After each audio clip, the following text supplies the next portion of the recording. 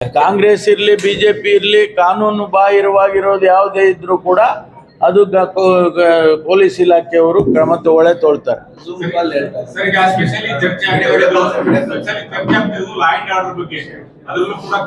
ಒಂದೇ ಅದಕ್ಕೆ ಬರ್ತೀನಿ, ಈಗ ಅದಕ್ಕೆ ಬರ್ತೀನಿ. ನೀವು ಕೇಳಲಿ ಅಂತ ಕಾಯ್ಕೊಂಡಿದ್ದೆ ಅಷ್ಟೇ. ಪ್ರಧಾನಮಂತ್ರಿಗಳು, ಈ ದೇಶದ ಪ್ರಧಾನಮಂತ್ರಿಗಳು, ಗೃಹ ಮಂತ್ರಿಗಳು, ಕೇಂದ್ರದ ಗೃಹ ಮಂತ್ರಿಗಳು ಕರ್ನಾಟಕದಲ್ಲಿ ಕಾನೂನು ವ್ಯವಸ್ಥೆ ಎಲ್ಲ ಕೆಟ್ಟು ಹೋಗಿದೆ ಅಂತ ಹೇಳಿಕೆ ಮಾಡಿದ್ದಾರೆ. Openly as made his speech. ನಾನು ಅವರಿಗೆ ಬಹುಶಃ ಮಾಹಿತಿ ಕೊರತೆ ಇದೆಯೋ ಅಥವಾ ಯಾರಾದರೂ ತಪ್ಪು ಮಾಹಿತಿ ಕೊಟ್ಟಿದ್ದಾರೋ ಗೊತ್ತಿಲ್ಲ ಅವರು ಆ ರೀತಿ ಹೇಳೋದಕ್ಕೆ. ಅವ್ರಿಗಿಷ್ಟೇ ಹೇಳ್ತೇನೆ, ಕಾನೂನು ವ್ಯವಸ್ಥೆ ಕರ್ನಾಟಕದಲ್ಲಿ ಭಾರತೀಯ ಜನತಾ ಪಾರ್ಟಿಯ ಆಡಳಿತದಕ್ಕಿನ್ನ ಭಾಳ ಚೆನ್ನಾಗಿದೆ ಅಂತ ಇಷ್ಟು ಹೇಳ್ತೇನೆ. ಅದು ಬರೀ ಹೇಳೋದಲ್ಲ, ಅಂಕಿಅಂಶಗಳನ್ನು ಕೂಡ ಕೊಡ್ತೇನೆ. ಅವರು 4 ವರ್ಷ ಇದ್ರಲ್ಲ, 4 ವರ್ಷದಲ್ಲಿ ಎಷ್ಟು ಮರ್ಡರ್ಗಳಾಗಿದೆ, ಎಷ್ಟು ರೇಪ್ ಆಗಿದೆ, ಎಷ್ಟು ಕಿಡ್ನ್ಯಾಪ್ ಆಗಿದೆ, ಮಿಸ್ಸಿಂಗ್ ಆಗಿದೆ, ಇವೆಲ್ಲವನ್ನು ಕೂಡ ಅಂಕಿಅಂಶಗಳ ಪ್ರಕಾರನೇ ನಾನು ಹೇಳ್ತಾ ಇರೋದು. ಅವರ ಕಾಲಕ್ಕಿಂತ ನಮ್ಮ ಕಾಲದಲ್ಲಿ ಬಹಳ ಕಾನೂನು ಸುವ್ಯವಸ್ಥೆ ಆಗಿದೆ. 16 ಮರ್ಡರ್ಗಳಾಗಿದೆ, ಇಲ್ಲ ಅಂತ ಹೇಳೋದಿಲ್ಲ.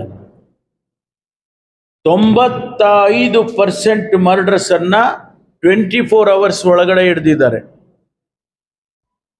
ಈಗ ನೇಹಾ ಮರ್ಡರ್ ಆಯಿತು. ನಾನು ಐ ಆಮ್ ವೆರಿ ಸಾರಿ, ಆ ಕುಟುಂಬಕ್ಕೆ ನಾನಾಗಲೇ ವಿಷಾದವನ್ನು ಕೂಡ ವ್ಯಕ್ತಪಡಿಸಿದ್ದೇನೆ. ಆ ಮರ್ಡರ್ನಲ್ಲಿ 1 ಗಂಟೆಯಲ್ಲಿ ಹಿಡಿದ್ರು ಅವನನ್ನು. ಯಾರು ವ್ಯಕ್ತಿ ಮರ್ಡರ್ ಮಾಡಿದ್ದ 1 ಗಂಟೆಯಲ್ಲಿ ಹಿಡಿದ್ರು.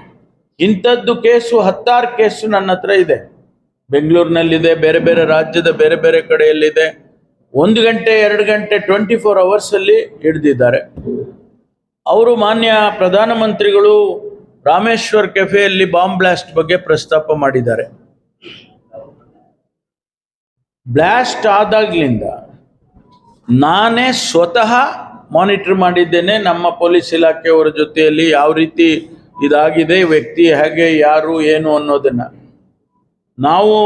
ಅವನು ಬಸ್ಸಲ್ಲಿ ಬಂದಿದ್ದಾನೆ, ಬಸ್ ಹತ್ಕೊಂಡು ಹೋಗಿದ್ದಾನೆ, ಬಸ್ಸು ಎಲ್ಲೆಲ್ಲಿ ಹೋಗಿದೆ, ಏನೇನು ಯಾವ್ಯಾವ ಊರಿಗೆ ಹೋಗಿದ್ದಾನೆ, ಪ್ರತಿಯೊಂದನ್ನು ಯಾದಗಿರಿಯಿಂದ ಆಚೆ ಹೋಗಿದ್ದಾನೆ ಅವನು.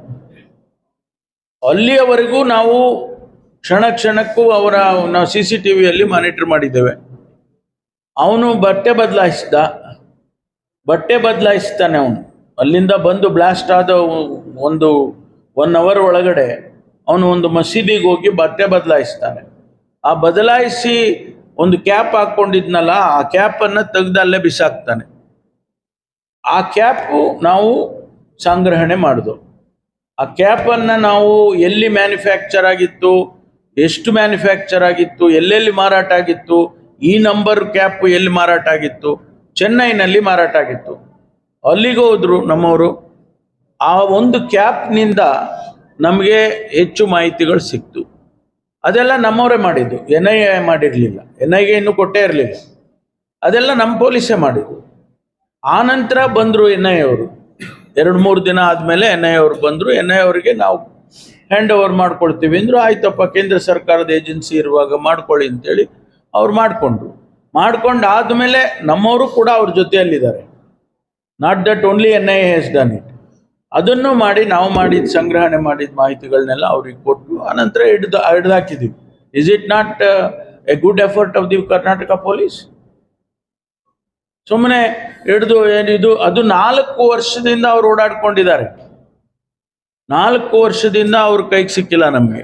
ಅಂಥದ್ರಲ್ಲಿ ಅವ್ರನ್ನ ಹಿಡಿದು ಮಾಡಿ ಇವತ್ತಿನ ದಿವಸ ಅದು ಕಾನೂನು ಪ್ರಕಾರ ಕ್ರಮ ಆಗ್ತಾ ಇದೆ.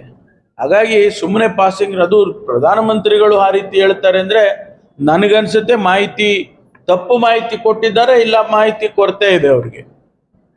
ಆಮೇಲೆ ಇವರು ಕೂಡ ಅದನ್ನೇ ಹೇಳಿದ್ದಾರೆ. ಯಾರು, ನಮ್ಮ ಅಮಿತ್ ಶಾ ಅವರು, ಕೇಂದ್ರ ಸರ್ಕಾರದ ಸಚಿವರು, ಅವರು ಬಂದು ಇದನ್ನೇ ಹೇಳಿದ್ದಾರೆ. ಆಮೇಲೆ ಅವರು ಕರ್ನಾಟಕ ರಾಜ್ಯ ಸರ್ಕಾರ ಕ್ರಮ ತಗೊಳ್ಬೇಕು. ಹೌದು, ನಾವೇ ತಗೊಳ್ತೀವಿ. ನಾವು ನಿಮ್ಮನ್ನೇನು ಕೇಳಿ ನಿಮಗೆ ಪಾಸ್ಪೋರ್ಟ್ ಅವ್ರದ್ದು ಇದು ಮಾಡಿ ಅಂತ ಪತ್ರ ಬರೆದಿದ್ದೀವಿನ ನಾವಿನ್ನೇನು ನಿಮ್ಮನ್ನ ಸಹಾಯ ಕೇಳಿಲ್ವಲ್ಲ. ಪ್ರಜ್ವಲ್ ರೇವಣ್ಣ ಹೊರಗಡೆ ಹೋಗಿದ್ದಕ್ಕೆ ಪ್ರಶ್ನೆ ಬಂತಷ್ಟೇ. ಇಲ್ಲೇ ಇದ್ದಿದ್ರೆ ಇಷ್ಟೊತ್ತಿಗೆ ನಾವು ಅರೆಸ್ಟ್ ಮಾಡ್ತಿದ್ವು ಅವ್ರಿಗೆ. ಈಗಲೂ ಮಾಡ್ತೀವಿ, ಈಗಲೂ ಕ್ರಮ ತಗೊಳ್ತೀವಿ. ಕಾನೂನಿನ ಚೌಕಟ್ಟಿನಲ್ಲಿ ಏನು ಕ್ರಮ ತಗೋಬೇಕು ಅದನ್ನು ತಗೊಳ್ತೀವಿ. ಕುಕ್ಕರ್ ಬಾಂಬರ್ ಆಗಿರ್ಬೋದು ಮತ್ತೆ ರಾಮೇಶ್ವರ ಪೇಟೆ ಬಾಂಬರ್ ಆಗಿರ್ಬೋದು ಎಲ್ಲಾ ಟ್ರೈನಿಂಗ್ ತಗೊಂಡಿರೋದು ತೀರ್ಥಹಳ್ಳಿ ಸರ್. ಈ ಸೆಂಟ್ರಲ್ ಇದು ಸೆಂಟ್ರಲ್ ಲಿಂಕ್ ಆಗಿರ್ಬೋದು ಅಥವಾ ಎನ್ಐ ಆಗಿರ್ಬೋದು ನಿಮ್ಮ ಸ್ಟೇಟ್ ಗೌರ್ಮೆಂಟ್ ಹೋಮ್ ಡಿಪಾರ್ಟ್ಮೆಂಟ್ ಏನಾದ್ರು ಇನ್ಪುಟ್ಸ್ ಕೊಡ್ತಿದ್ದಾರಾ? ಇಲ್ಲ, ನಮಗೆ ನೋಡ್ರಿ, ನಮಗೆ ಅವರು ಯಾವಾಗ ಇನ್ಪುಟ್ಸ್ ಕೊಡ್ತಾರೆ ಆಗೆಲ್ಲ ನಾವು ಆಕ್ಟ್ ಮಾಡ್ತೀವಿ. ಇನ್ಪುಟ್ ಅವ್ರು ಕೊಟ್ಟ ಮೇಲೆ ನಾವು ಸುಮ್ಮನೆ ಕೋರೋದಿಲ್ಲ. ಅಂಥ ಉದಾಹರಣೆಗಳು ಯಾವುದೂ ಕೂಡ ಇಲ್ಲ. ಕೇಂದ್ರ ಸರ್ಕಾರದಿಂದ ಸ್ಟೇಟ್ ಇಂಟೆಲಿಜೆನ್ಸ್ಗೆ ಅಥವಾ ಸ್ಟೇಟ್ಗೆ ಏನಾದರೂ ಇನ್ಫಾರ್ಮೇಷನ್ ಬಂದರೆ ಇಮಿಡಿಯೇಟ್ಲಿ ಅದರ ಆ್ಯಕ್ಟ್ ಮಾಡ್ತಾರೆ. ಮಾಡಲಿಲ್ಲ ಅಂತಂದರೆ ತಪ್ಪು ಇವ್ರ ಮೇಲೆ ಆಗುತ್ತೆ. ಅಂಥದ್ದು ಯಾವುದೂ ಉದಾಹರಣೆಗಳಿಲ್ಲ.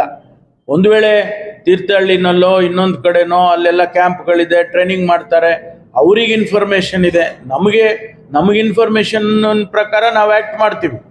ಆದರೆ ಅವ್ರಿಗೇನಾದರೂ ಬೇರೆ ಇನ್ಫಾರ್ಮೇಷನ್ ಇದ್ದು ನಮಗೆ ಶೇರ್ ಮಾಡಿದರೆ ನಾವು ಇಮಿಡಿಯೇಟ್ ಆ್ಯಕ್ಟ್ ಮಾಡ್ತೀವಿ.